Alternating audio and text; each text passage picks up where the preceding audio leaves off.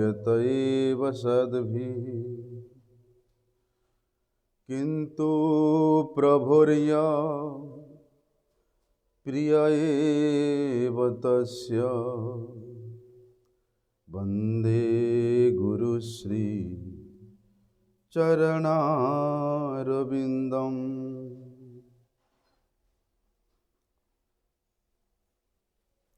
वाञ्छाकल्पतरुर्भ्यश्च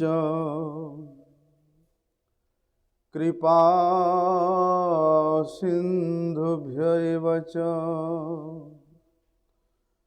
पतितानां पावनेभ्यो वैष्णवेभ्यो नमो नमः। संकर्षणः कारणतो यसायि गर्भोदशायि च पयोब्धिशायि शेषश्च यस्यांशकला स नित्यानन्दाख्यरामं शरणं ममास्तु। नमो महावदन्याय कृष्ण प्रेम प्रदायते कृष्णाय कृष्ण चैतन्य नामिने गौरत्विषे नमः। नमस्ते तुहलग्राम नमस्ते मुसलायुध नमस्ते रेवतीकांत नमस्ते भक्तवत्सल नमस्ते बलिनां श्रेष्ठ नमस्ते धरणीधर प्रलम्बारे नमस्ते तु त्राहि मां कृष्ण पूर्वज। भुजे सव्य वेणुं शिरसि शिखिपिच्छं कटितटे दुकुलं नेत्रान्ते सहचरी कटाक्षं च विदधते सदा श्रीमद्वृन्दावनवसति लीला परिचयो जगन्नाथ स्वामी नयनपथगामी भवतु मे। हे कृष्ण करुणा सिंधु दीनबंधु जगतपते गोपेश गोपिकाकांत राधाकांत नमोस्तुते। तप्त कांचन गौरांगी राधे वृंदावनेश्वरी वृषभानुसुते देवी प्रणमामि हरिप्रिये। वंदे नंदव्रजस्त्रीणां पादरेणुमवीक्ष्णशः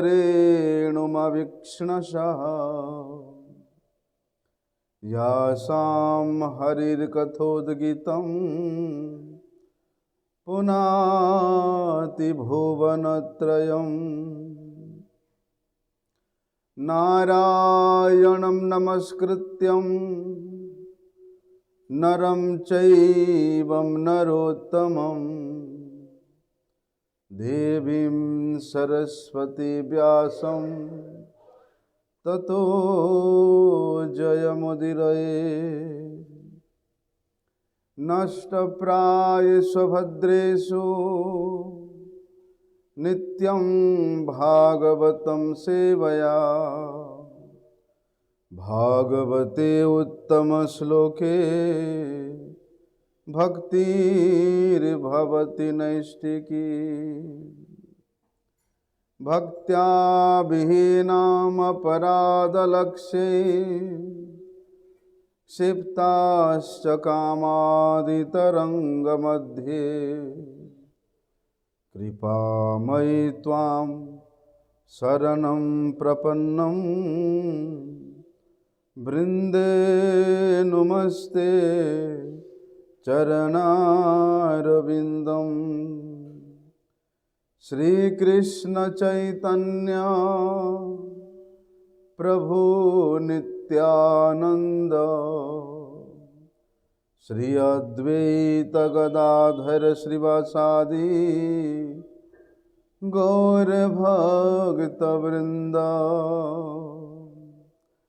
जय रूप सनातन भट्ट रघुनाथ श्री जीव गोपाल भट्ट दास रघुनाथ এই ছয়ের গোসাইর করি চরণ বন্দন जहाँ হইতে বিঘ্ন নাশ अभीष्ट पुराण पतित पावन परम करुणामय परम आराध्यतम श्री गुरुपाद पद्म नित्य लीला प्रविष्टम विष्णुपाद परमहंस शिल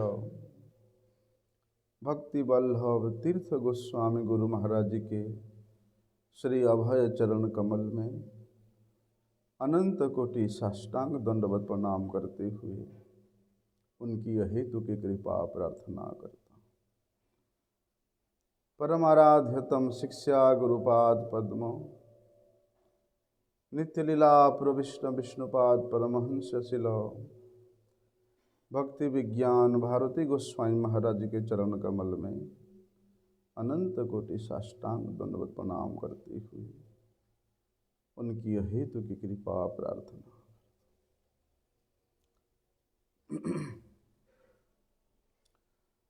श्रीमद् भागवत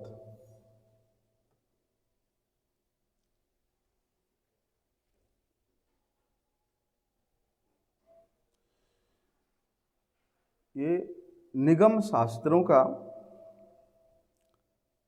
सर्वप्रधान ग्रंथ है।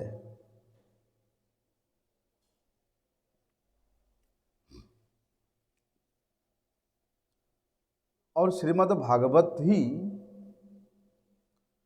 वास्तव नित्य सत्य वस्तु का अनुसंधान प्रदान करने में अग्रणी है। और उसी के अलावा श्रीमद् भागवत में किसी प्रकार के कोई कैतव धर्म का वर्णन नहीं हुआ है।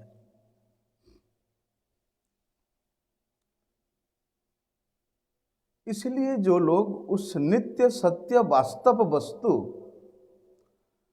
नंदनंदन भगवान श्री कृष्ण के सेवा को प्राप्त करने का अभिलाषी है, वे जन ही भागवत वस्तु की सेवा करने के लिए, भागवत की श्रवण करने के लिए, भागवत की चिंतन करने के लिए केवल वे ही अत्यधिक उत्साहित है। परंतु बड़े दुख की बात है, जिस भागवत वस्तु की नित्य निरंतर सेवा होनी चाहिए, दुर्भाग्य के कारण हम लोग उस नित्य सेवा से विमुख हैं। और यदि भागवत का किसी को दर्शन हो गया, क्योंकि भागवत ही हमारा एकमात्र सेव्य वस्तु है, यदि किसी साधक को अपनी स्वीकृति के फल स्वरूप यहाँ गुरु वैष्णवों के कृपा सदृश उस नित्य सेव्य वस्तु भागवत की यदि दर्शन हो गया तो वे भागवत की सेवा से, भागवत की श्रवण से अपने आप को कभी भी अलग नहीं रख सकता है। उस साधक के हृदय में ही श्रीमद् भागवत की सेवा करने का उत्कंठा अत्यंत प्रबल हो जाती है, अत्यंत परिवर्धित हो जाती है। और जिसके हृदय में यही सेवा की लोभ, यही सेवा की उत्कंठा वर्धित होती है, वास्तव में उसका कल्याण अवश्यम भावी है। इसलिए भागवत में ही सभी शास्त्रों का आलोचना देखने को मिलता है, लेकिन वे भागवत को किस प्रकार से, किस भाव से, किस दृष्टि से हम लोग देख रहे हैं।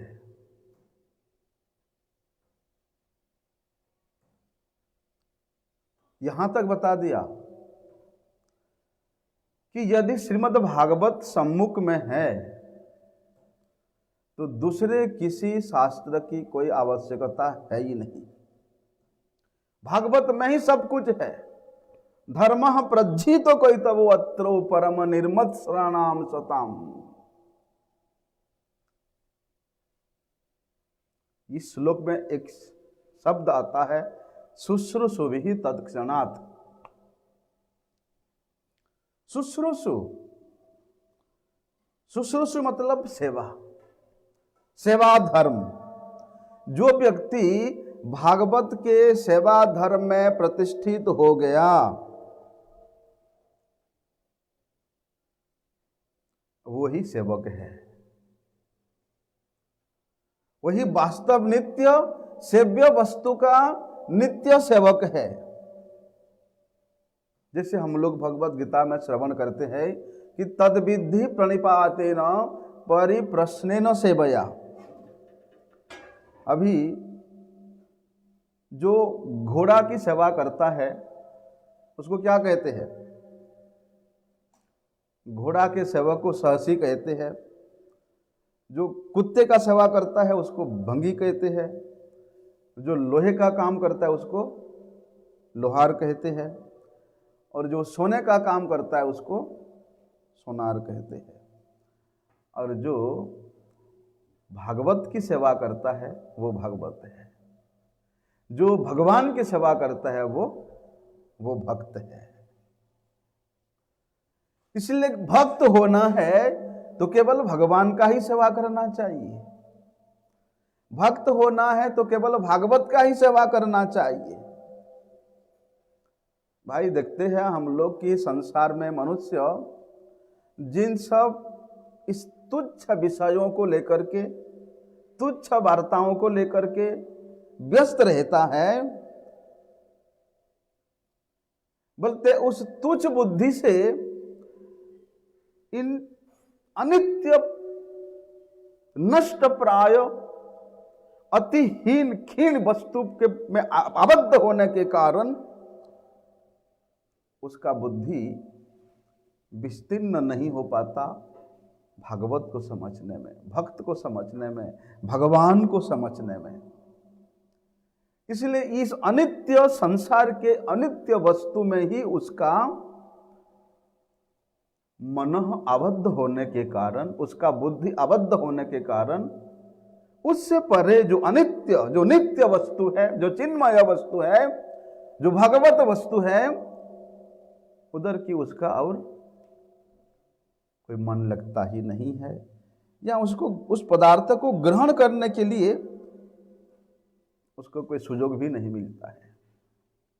इसलिए जिन सब लोगों ने इस जगत के सीमा में बद्ध होकर के इस अनित्य पदार्थों को ग्रहण करने का, प्राप्त करने का नित्य चेष्टा करते हैं, अभिलाषी होते हैं, और इस जगत के अनित्य पदार्थों को, चाहे वो धर्म अर्थ काम मोक्ष ही क्यों ना हो, चाहे वो पद पदवी प्रतिष्ठा ही क्यों ना हो, चाहे वो कनक कामिनी ही क्यों ना हो,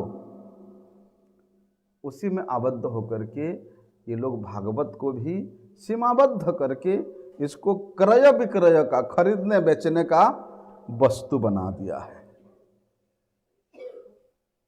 और श्री गौर सुंदर भगवान श्री चैतन्य महाप्रभु ने ऐसे लोगों के चंगुल से इस भागवत को, भागवत धर्म को, भागवत वस्तु को छुड़ाने के लिए ही हम लोगों को शिक्षा प्रदान किए है।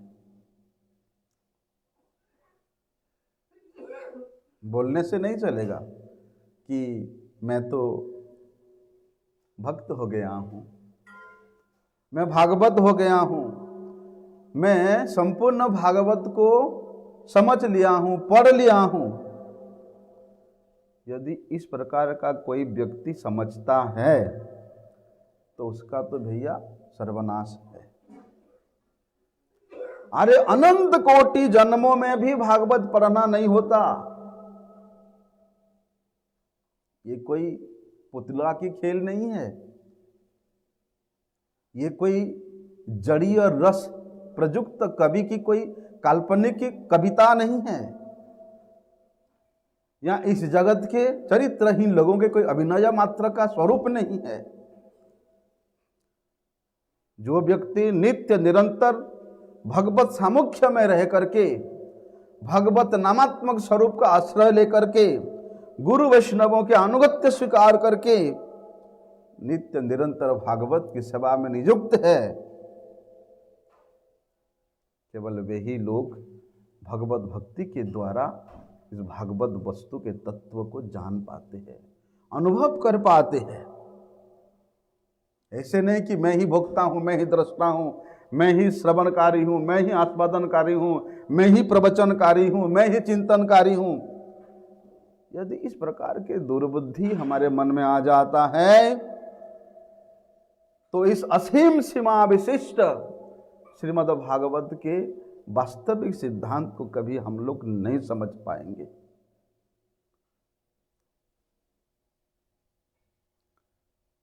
हम लोग जगत में देखते हैं, चाहे वो कर्मी हो, ज्ञानी हो, योगी हो, अन्याभिलाषी हो, वे लोग भक्ति के स्वरूप को नहीं जानने के कारण माया के द्वारा रचित क्रियाओं को ही भक्ति समझ लेते हैं।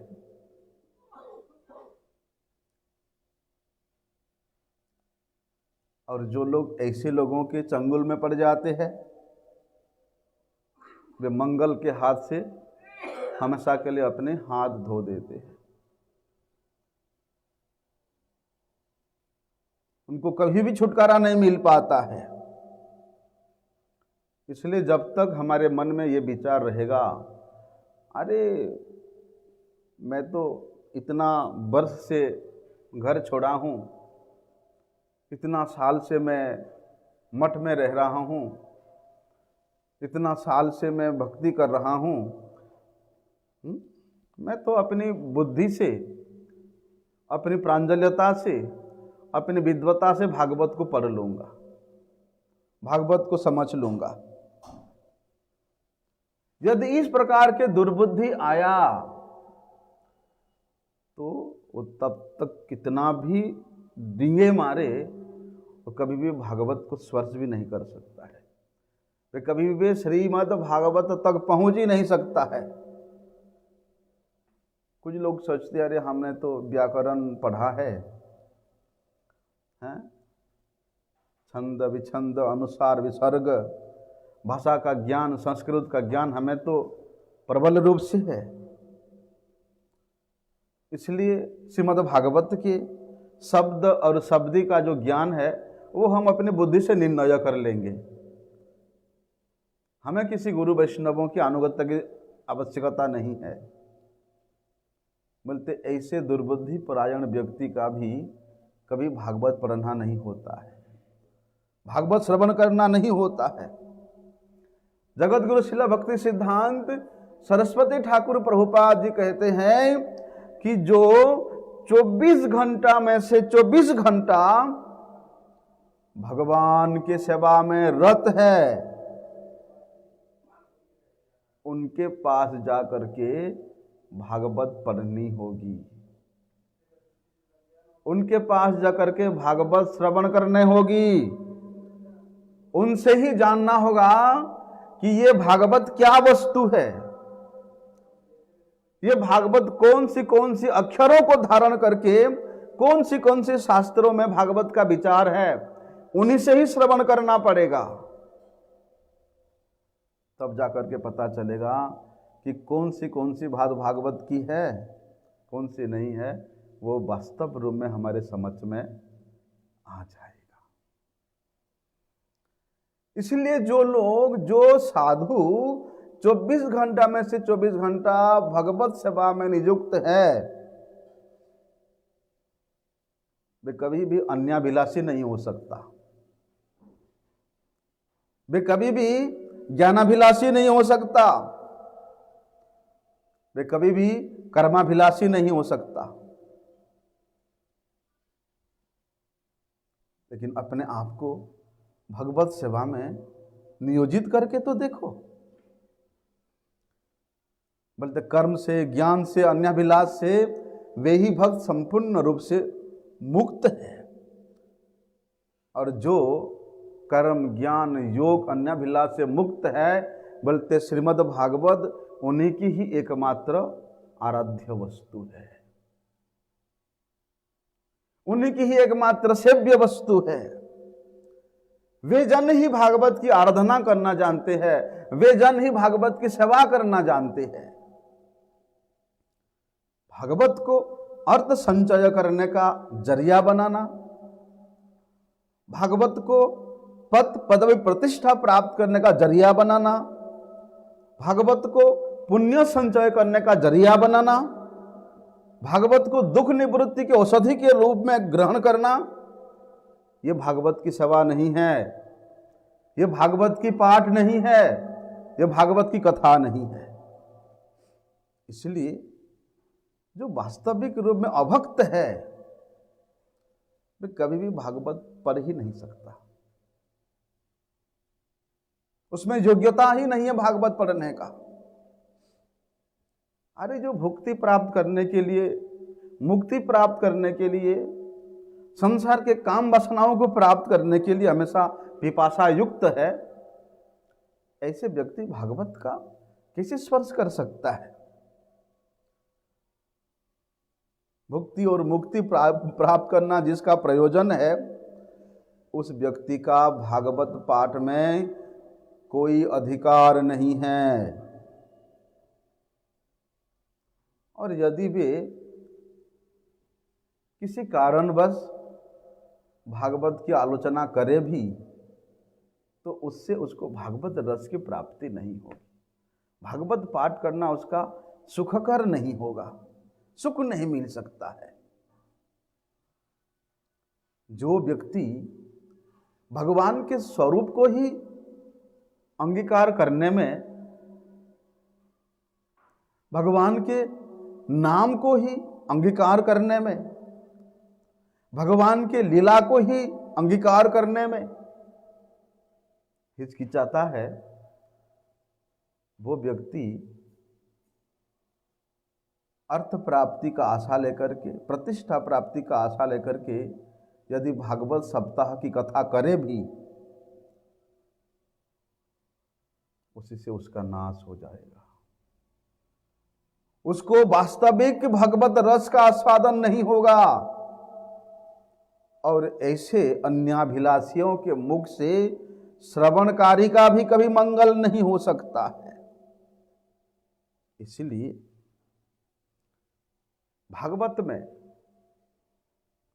बोलते वही सर्वश्रेष्ठ विषय का वर्णन है,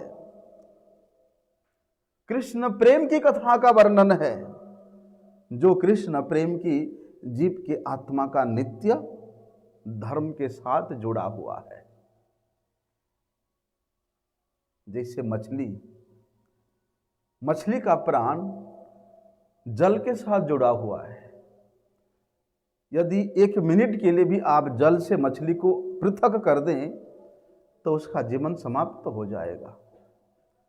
ठीक उसी प्रकार जीव का जो वास्तविक धर्म है, आत्मा का जो नित्य धर्म है, वो भी कृष्ण प्रेम के साथ ही जुड़ा हुआ है, संश्लिष्ट है।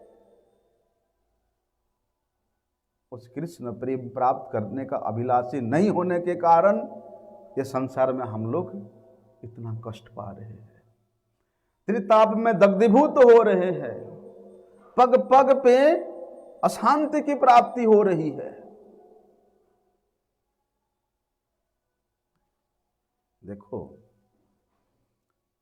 यद्यपि श्रीमद् भागवत की महिमा अनेक स्थानों पर वर्णना हुआ है, अनेक पुराणों में श्रीमद् भागवत की महिमा वर्णित है, लेकिन फिर भी बहुत से लोगों को ये रुचिकर नहीं होता, आनंदप्रद नहीं होता। यहाँ तक बताया है कि भागवत के पाठ करने वाला और भागवत के आलोचना करने वाला का जो मन की संतुष्टि है, विपरीत पथ की ओर अग्रसर हो रहा है। क्यों हो रहा है? क्योंकि ऐसे भागवत पाठक, ऐसे भागवत आलोचक ये कभी भागवत का आदर करना नहीं जानते हैं, भागवत का सम्मान करना नहीं जानते हैं, भागवत का पूजा करना नहीं जानते हैं। लेकिन बाहर से देखने में लगता है कि ऐसे लोगों की जो कार्यकलाप है, ऐसे भाव प्रकट करेंगे पब्लिक के सामने, देखने में लगता है कि अरे बाबा कितना भागवत का रसिक है, कितना भागवत का रसिक है। ऐसे लोग भागवत का कितना आदर करते हैं, उनके आचरण देखने से पता चल जाता है कि वह व्यास पीठ पर बैठ करके 4 घंटा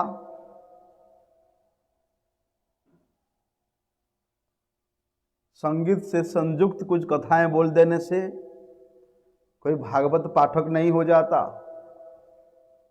एक एक क्षण भगवान के सेवा में संश्लिष्ट होना पड़ता है, एक एक निमिष भागवत सेवा में अपने आप को लगाना पड़ता है, तब जाकर के उसके जिह्वा में भागवत स्फुरित होते हैं। चेष्टा के द्वारा कभी कोई भी भागवत का पाठ नहीं कर सकता। जिसका इंद्रियां, जिसका चित्त वृत्ति, जिसकी जिह्वा भगवान की सेवा में नित्य उन्मुख है, वे व्यक्ति के मुख में ही श्रीमद् भागवत प्रकट होते हैं। इसलिए ये श्रीमद् भागवत ये क्या वस्तु है। और आजकल श्रीमद् भागवत की इतना अधिक प्रशंसा, इतना भागवत सप्ताह के अनुष्ठान क्यों सुनाई देता है? और तो और भैया, लोगों के मन में भी ये श्रीमद् भागवत के प्रति इतना अधिक दुर्बुद्धि हो गया है, इतना अधिक दुरात्म्य हो गया है। क्या कारण है? हम लोग कभी इन सब विषयों में विचार नहीं करते, आलोचना नहीं करते, जानने का प्रयास नहीं करते। आज तो भैया यही ग्रंथराज श्रीमद् भागवत महापुराण कितने लोगों के ये परिवार चलाने का, जीविका चलाने का एक यंत्र बन गया है। वास्तव में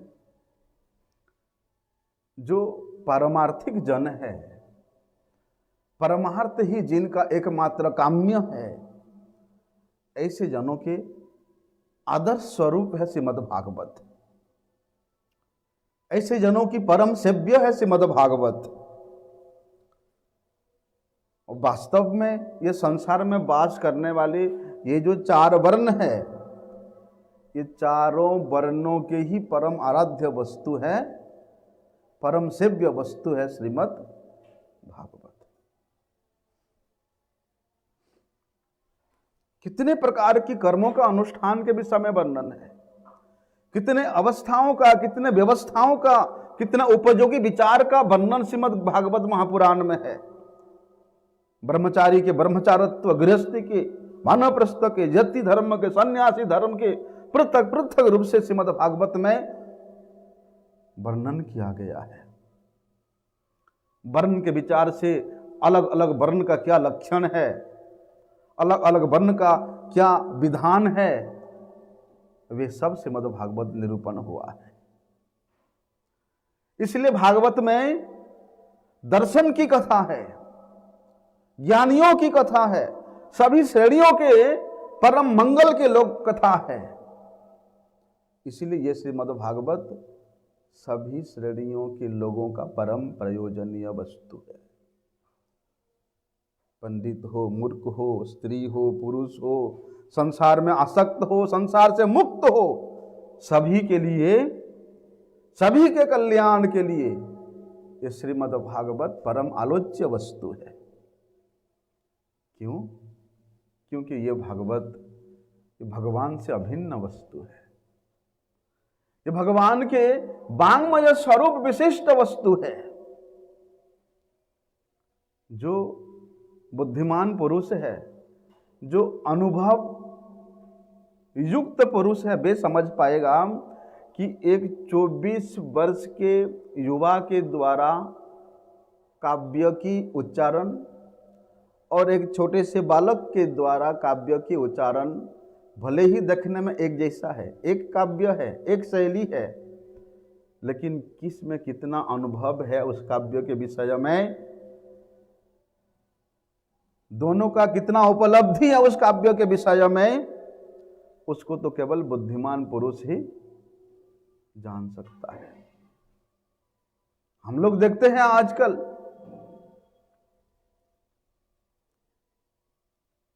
एक गृहस्थ व्यक्ति भी भागवत का पाठ करता है। छोटे छोटे बच्चे भी आजकल भागवत की कथा कर रहे हैं। संसार से विमुक्त बड़े बड़े यतिजन भी भागवत की कथा कर रहे हैं। केवल अद्वैतवादी भी भागवत की कथा कर रहे हैं। बड़े बड़े मायावादी भी भागवत की कथा कर रहे हैं।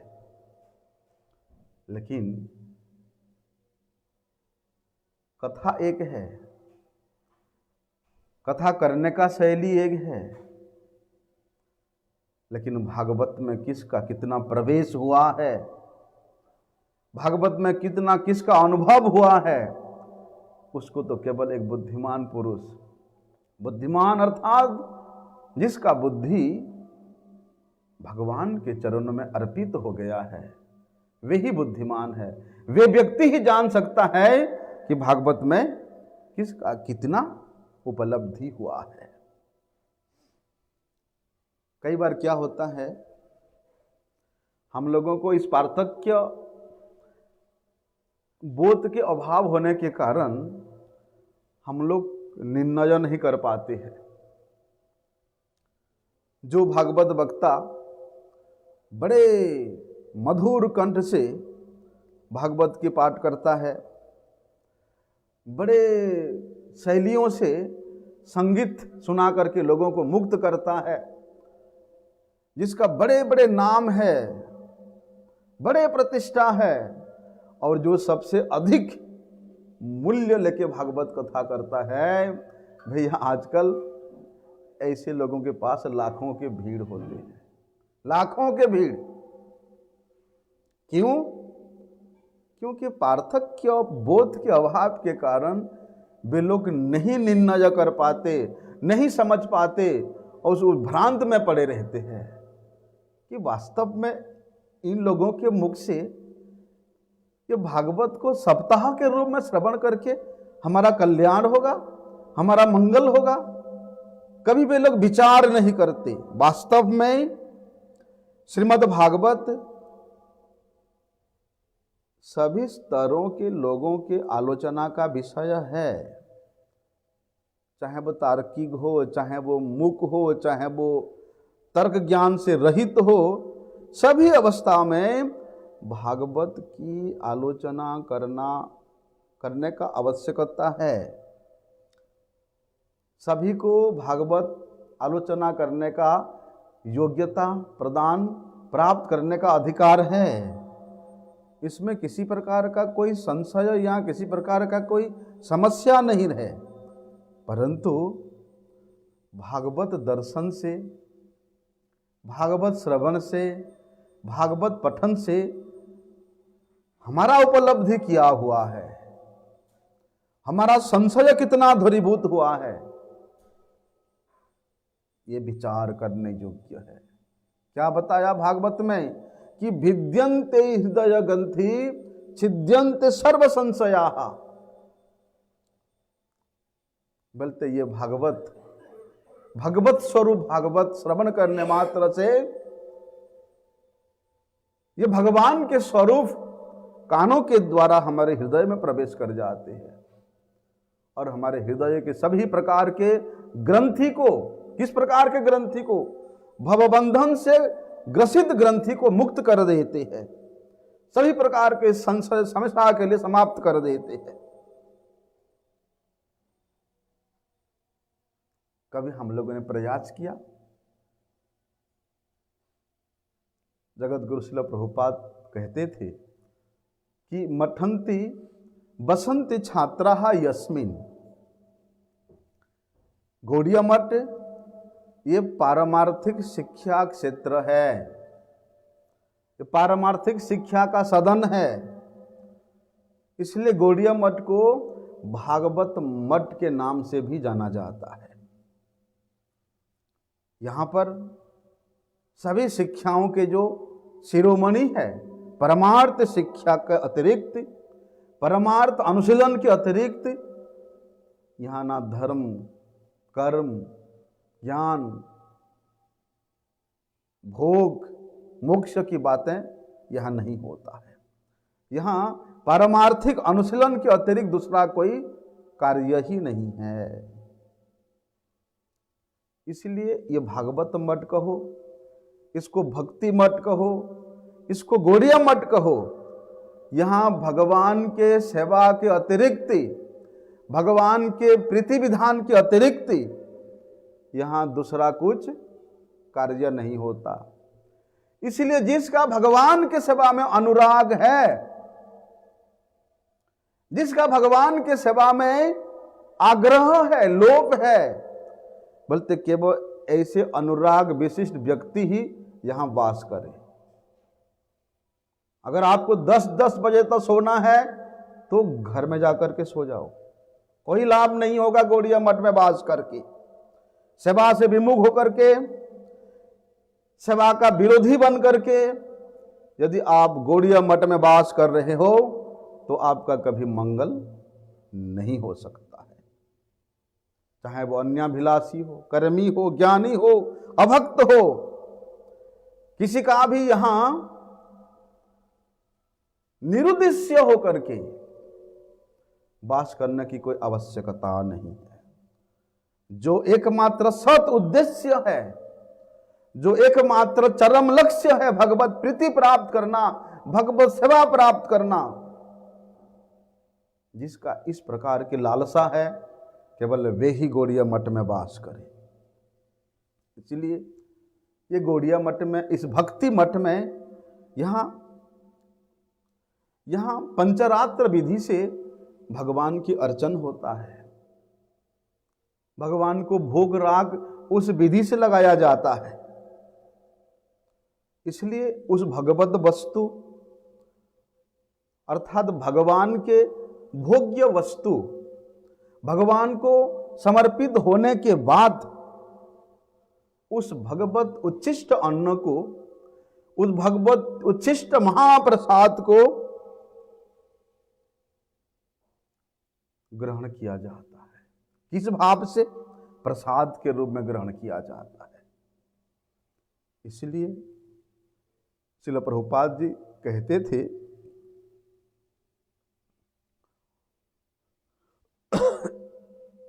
पहले के युग में, प्राक वैदिक युग में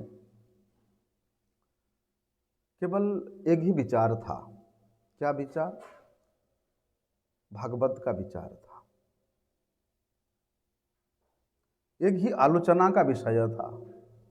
भागवत ही आलोचना का विषय था। एक ही सेवा का विषय था। भागवत ही सबका सेव्य था। बोलते उस भागवत के विचार को अनुसरण करके आजकल कुछ नामधारी पंडित अभिमानी व्यक्ति अपनी अपनी बुद्धि के अनुसार, अपनी अपनी तुच्छ विचार के अनुसार भागवत पाठ को, भागवत कथा को इतना संक्षिप्त कर दिए हैं, इतना इसको संकुचित कर दिए हैं कि भागवत के वास्तविक मर्म को, वास्तविक उद्देश्य को लोग समझ नहीं पाते हैं। और वर्तमान समय भी ऐसे होते जा रहे हैं भैया। सब लोग सट के पीछे पड़े हुए हैं। जहां पर विस्तार है लोगों के पास समझ नहीं। अरे उतना विस्तार से कौन सुनेगा? आजकल तो क्या रील बोलते ना, क्या बोलते, छोटे छोटे रील होता है ना इंटरनेट पे।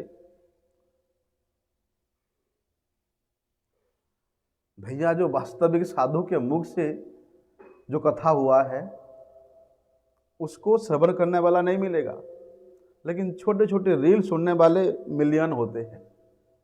लोगों के पास समय नहीं है, कोई समय देना नहीं चाहता है भागवत सेवा में, भागवत श्रवण में। अरे भगवान के सेवा के द्वारा ही सब कुछ प्राप्त होगा, भागवत को श्रवण के द्वारा ही सब कुछ प्राप्त होगा।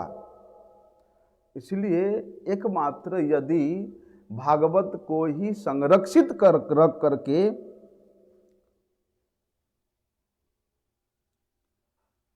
हम लोग अपनी जीवनचर्या करें तो दूसरे किसी ग्रंथ की, दूसरे किसी पुराण की, दूसरे किसी साधना की कोई आवश्यकता है ही नहीं, किंबा अपरे ही प्रयोजन ही नहीं है।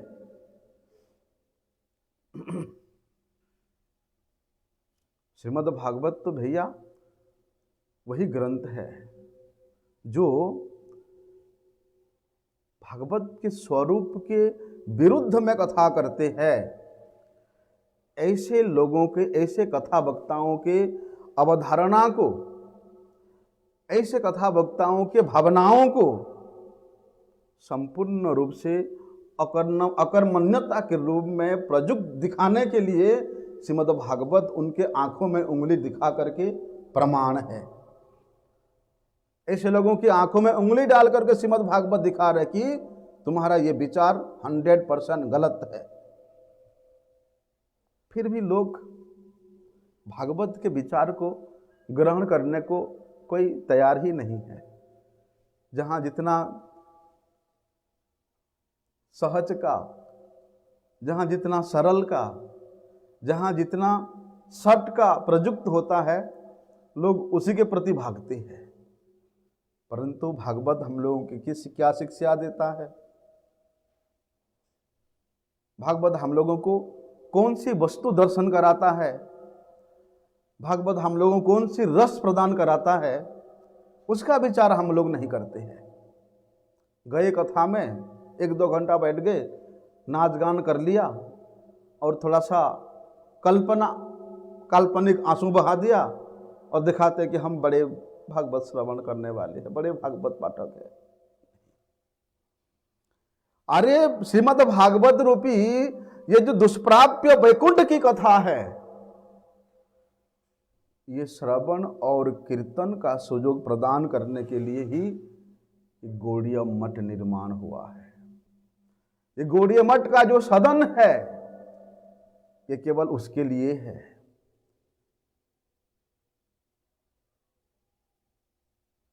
कोई शादी ब्याह कराने के लिए गौड़ीय मठ का सदन व्यवहार नहीं होता। कोई अधार्मिक अनुष्ठान करने के लिए गौड़ीय मठ का साधन का व्यवहार नहीं होता। गौड़ीय मठ में किसी काम पिपासा युक्त लोगों की रहने का कोई व्यवस्था नहीं है। लेकिन काल के प्रभाव से ऐसा हो गया है कि लोग बड़े बड़े गेस्ट हाउस बना रहे हैं भैया। इसलिए चाहे उस गेस्ट हाउस में कुछ भी हो जाए, कोई चाय बना रहा है, कोई बीड़ी खा रहा है, कोई सिगरेट पी रहा है, कोई अनाचार व्यभिचार कर रहा है, उसका विचार नहीं हो रहा है, बस पैसे आ रहा है। इस विचार से प्रभुपाद जी ने इस गौड़िया मठ का सदन निर्माण नहीं किया है। यहाँ केवल उस वैकुंठ कथा का ही प्रचलन होने के लिए, उस वैकुंठ कथा का सुयोग सबको प्रदान करने के लिए ही प्रभुपाद जी ने गौड़िया मठ निर्माण किया है। इसलिए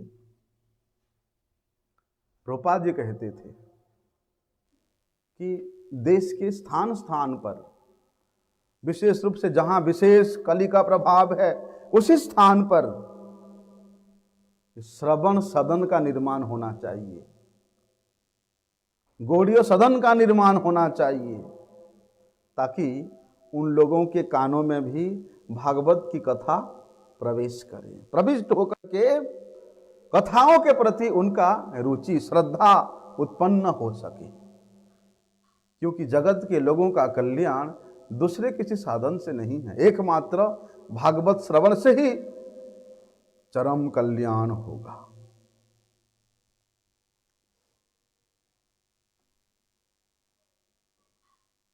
देखिए, कुछ लोग कहते हैं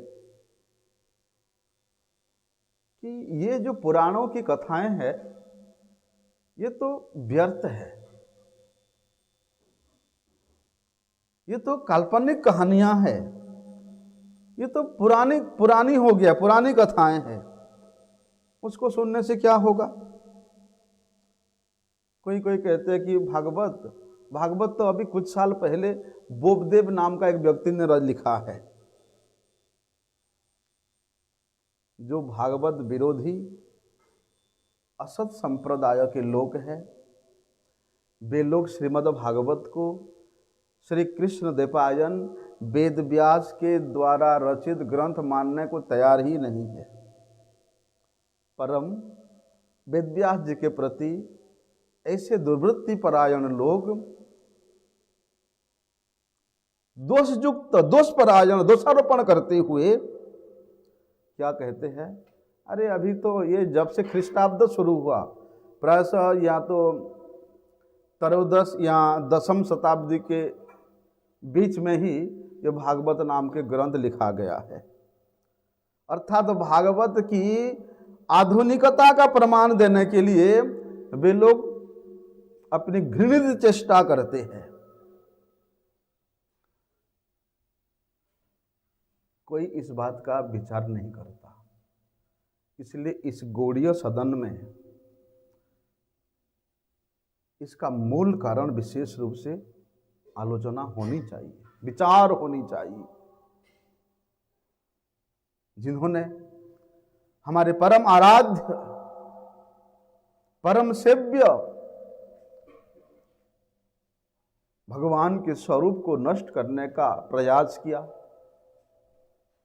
जिन्होंने हमारे परम कर्तव्य से संयुक्त श्रीमद् भागवत के वास्तविक स्वरूप को छुपाने का, नष्ट करने का प्रयास किया, जिन्होंने इस भगवत धाम के वास्तविक स्वरूप को नष्ट करने का प्रयास किया, उन लोगों के प्रति कैसा शासन होना चाहिए, इसका विचार इस गौड़ीय सदन में होना चाहिए। लेकिन कौन करेगा? कौन किसका दुश्मन बन जाएगा? ये तो भैया बड़ी बड़ी बड़ी बात है। आजकल तो मठों में यदि कोई सेवक कोई नियम पालन नहीं कर रहा है, अनाचार व्यभिचार कर रहा है, तो उसको भी जाकर के यदि कोई कहे तो वो भी सोचता है, अरे मैं क्यों उसके नज़र में छोटा हो जाऊं, मैं क्यों जो करना करे, मैं उसका अप्रिय क्यों हो जाऊं जो करना करे। ऐसा स्वार्थ परायणता के कारण श्रीमद् भागवत के वास्तविक जो स्वरूप है वो धीरे धीरे लुप्त होते जा रहा है, लुप्त होते जा रहा है।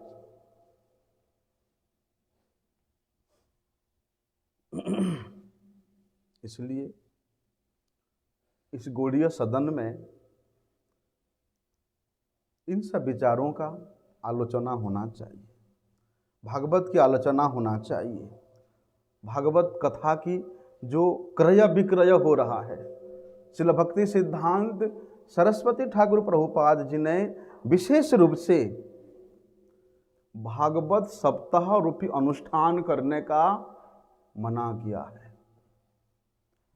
लेकिन जिन लोगों ने श्री गौर सुंदर के परंपरा में आकर के गौड़ीय आचार्य गणों के अनुगत्य को स्वीकार करने के बावजूद भी भागवत सप्ताह रूपी अनुष्ठान करके भागवत को क्रय विक्रय का वस्तु बना दिए हैं,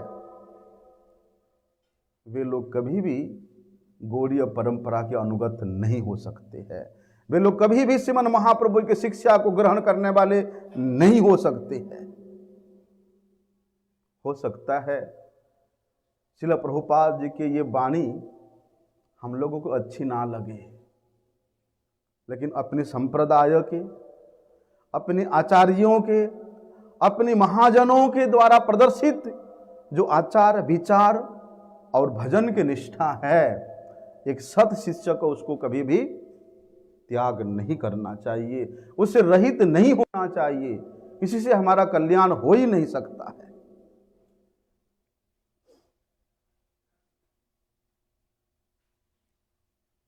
अरे कम से कम इस गौड़ीय मठ में तो इसका विचार हो, इस गौड़ीय मठ के अनुयायियों में तो इसका विचार होना चाहिए कि हम लोग भागवत को क्रय विक्रय का वस्तु नहीं बनाएंगे।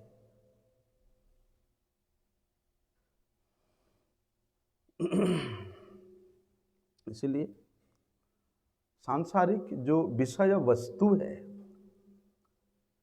उन विषय वस्तुओं के आवश्यकता के उपाय के रूप में या अर्थ के विनिमय के रूप में हम पैसे दे करके भागवत सप्ताह कराएंगे भैया?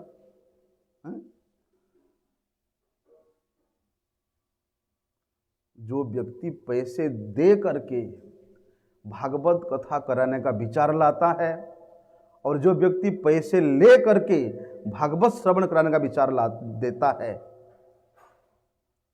उसमें दोनों का भी मंगल नहीं है। इसलिए प्रभुपाद जी कहते हैं कि लोगों के आजकल लोगों के जीविका निर्वाह करने का एक यंत्र बन गया है। क्या? भागवत, श्रीमद् भागवत। और जितना सहज रूप से, सरल रूप से व्यासपीठ से ससम्मान बैठ करके प्रतिष्ठा प्राप्त करके ढेर सारे पैसे का इनकम हो जाता है, दूसरे नौकरी करने की क्या आवश्यकता है? क्या आवश्यकता है वो नौकरी करने की? इसलिए कहते हैं प्रभुपाद जी, जितने अधिक शुद्ध सारस्वत ये गौड़ीय श्रवण सदन बढ़ेंगे, भागवत की जितनी अधिक से अधिक आलोचना बढ़ेगी, बल्कि उतना ही जगत का कल्याण होगा।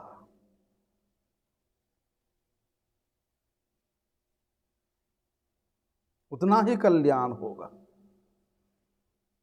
उसी दिन ही ये जगत के सभी स्थान भागवत कथामय हो जाएगा, हरि कथामय हो जाएगा, और उसी दिन ही जगत का पूर्ण सुखमय अवस्था देखने को मिलेगा।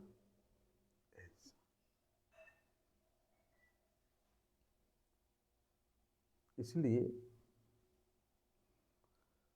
अनेक लोगों की ऐसी धारणाएं हैं, ऐसी भ्रांत धारणाएं हैं कि गौड़ीय मठ में गोस्वामी गणों के रचित जो ग्रंथ है या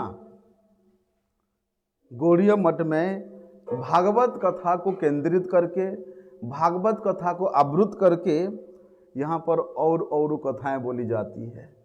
इसलिए हम लोग गौड़ीय मठ में नहीं जाएंगे। जैसे अभी हम लोग श्रवण कर रहे हैं, ये निराट सत्य कथा है, लेकिन जगत के लोग इसको श्रवण करना नहीं चाहेंगे, नहीं जाएंगे श्रवण करने के लिए।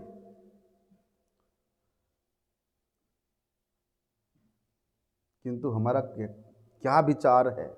प्रभुपाद जी कहते हैं कि भैया गले में ये तुलसी की माला पहनकर, नाक पर बड़े बड़े लंबा लंबा तिलक लगाकर, वैष्णव के वेश में सज करके, कनक कामिनी प्रतिष्ठा कहाँ कहाँ मिलेगा, उसके लिए घूमना फिरना वो भागवत पाठ का फल नहीं है। वो भागवत पाठ, भागवत कथा का फल नहीं है। यहां तक कहते प्रभुपाद जी कि गौरांग महाप्रभु के विचार को त्याग करके जो लोग भागवत सप्ताह कथा कर रहे हैं, ऐसे लोगों को भागवत पाठ बंद होना चाहिए, बंद होना चाहिए।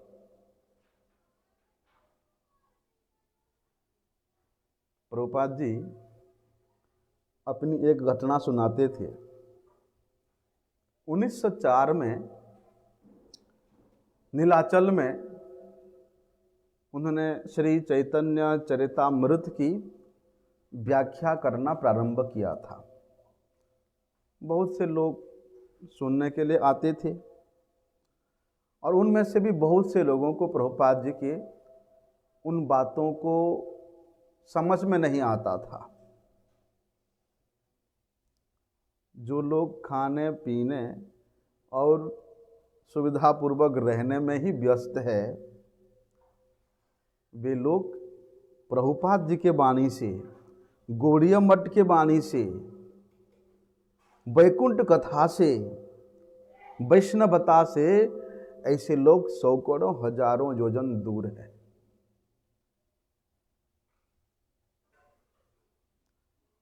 बोलते हैं गौड़ीय मठ वासी के साथ, गौड़ीय मठ के अनुगत्य जनों के साथ ऐसे लोगों का कोई प्रतियोगिता नहीं है, कोई संबंध नहीं है।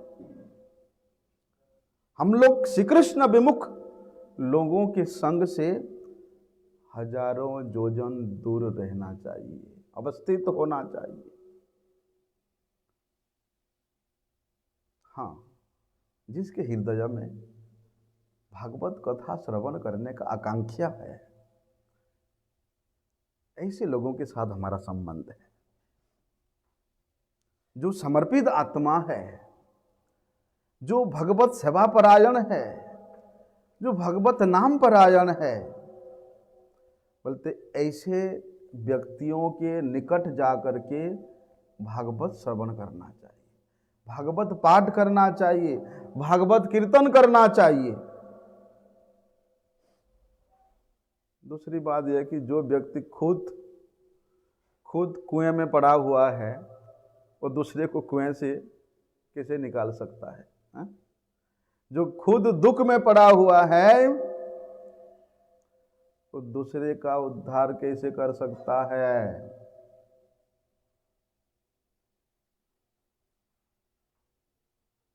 किंतु ये गौड़ीय सदन, ये भक्ति मठ उन लोगों के लिए भी है जो लोग दुख में तो पड़े हैं, लेकिन उनके मन में भागवत कथा श्रवण करने का श्रद्धा है, लालसा है, आकांक्षा है। इसलिए ऐसे लोगों को साहाय्य करना, ऐसे लोगों का उद्धार करना गौड़ीय मठ का प्रधान कर्तव्य है, उद्देश्य है। लेकिन आजकल भैया उसमें भी बड़े परेशानी है। ऐसे लोगों का कल्याण करने जाओगे उसमें भी बड़े विपद है। क्या होता है ना, दो पक्षों में झगड़ा चल रहा है और तीसरा पक्ष उनके झगड़ा को मिटाने के लिए जाता है और क्या होता है, लाठी खा करके आता है ना, लाठी खा करके आता है। जो व्यक्ति जल में डूब रहा है उसको बचाने जाने वाला व्यक्ति को भी जल में डूबे हुए व्यक्ति उसको डुबाना चाहता है। अरे तुमको बचाने आया है, तुम उसको क्यों जल में डुबा रहे हो? ऐसे लोगों का संशोधन करना बड़ा कठिन है, बड़े परेशानी है ना। वो अपने को बचाना नहीं चाहता है, तुम उसको बचाने गए तो तुम्हारे पैर पकड़ करके जल में डुबाना चाहता है। ऐसे लोगों का परेशानी बहुत ज्यादा है। इसलिए जो अश्रद्धालु व्यक्ति है ऐसे लोगों को भागवत पाठ सुनाना अपराध है, भगवान का नाम सुनाना अपराध है, 10 अपराध में से एक है। लेकिन भैया आजकल ऐसे लोग भी हरि नाम लेने का बड़े अभिनय करते हैं। देखो बड़े लंबा लंबा तिलक लगा करके, चूटी लगा करके, इतना मोटा माला पहन करके लोगों में दिखाएंगे कि हम हरि नाम लिए हैं, हम वैष्णव हैं। हरिनाम ग्रहण करने का अभिनय करना और हरिनाम को वास्तविक रूप से ग्रहण करना, इसमें आकाश पाताल फर्क है। जो नामधारी गुरु वो भी क्या करते हैं, भैया तुम तो मेरे से नाम ले लिया, अब तुम जो करना है करो, बस साल में एक बार आकर के मेरा जो दक्षिणा है, गुरु दक्षिणा है वो दे जाओ, मेरा जो टैक्स है वो दे जाओ। किंतु अपराध युक्त होने से क्या कभी हरिनाम होता है? अपराध युक्त होने से क्या कभी भागवत श्रवण होता है? इसलिए बहादुरी करके जगत के जीवों का वंचना नहीं करना चाहिए।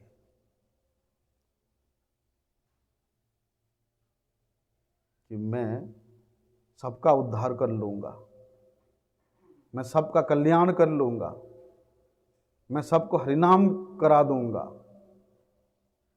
इस प्रकार के बहादुरी करके लोगों की आत्मवंचना नहीं करना चाहिए। जितना गुणजात पदार्थों में हमारा बहुमानन होगा उतना ही उसका मनोरथ विफल होता जाएगा, कभी भी सफल नहीं होगा। इसलिए नामाभास हो, नामापराध हो, असत संग हो, जब तक हम इसका त्याग नहीं करेंगे तब तक शुद्ध हरिनाम, शुद्ध भागवत पाठ, शुद्ध भागवत श्रवण नहीं कर सकते हैं। क्या कहते हैं कि सजातिया सये स्निग्धे साधु संग सतोबरई श्रीमद भागवतार्थ ना आस्वादो रसी के ही सह। क्या बताया है? सजातिया सये स्निग्धे, जो सजातीय है, सजातीय मतलब केवल वो भी गौड़ीय तिलक लगा रहा है, हम भी गौड़ीय तिलक लगा रहे हैं, सजातीय हो गया? नहीं, बोलते एक प्रकार की वासना जिसमें है। कौन सी वासना? सेवा की वासना जिसमें है, वे ही स्निग्ध हो सकता है। परंतु अपने से जो श्रेष्ठ है ऐसे साधु का, ऐसे भक्त का संग करना चाहिए। ऐसे रसिक साधु के साथ में श्रीमद् भागवत का आस्वादन करना चाहिए। रसिके ही सह, ऐसे रसिक जनों के साथ में बैठ करके श्रीमद् भागवत का श्रवण करना चाहिए, भागवत के अर्थ को आस्वादन करना चाहिए। आगे का विषय हम लोग कल श्रवण करेंगे। वांछा कल्पतरुभ्यश्च कृपा सिंधुभ्यैव च पतितानां पावनेभ्यो वैष्णवेभ्यो नमो।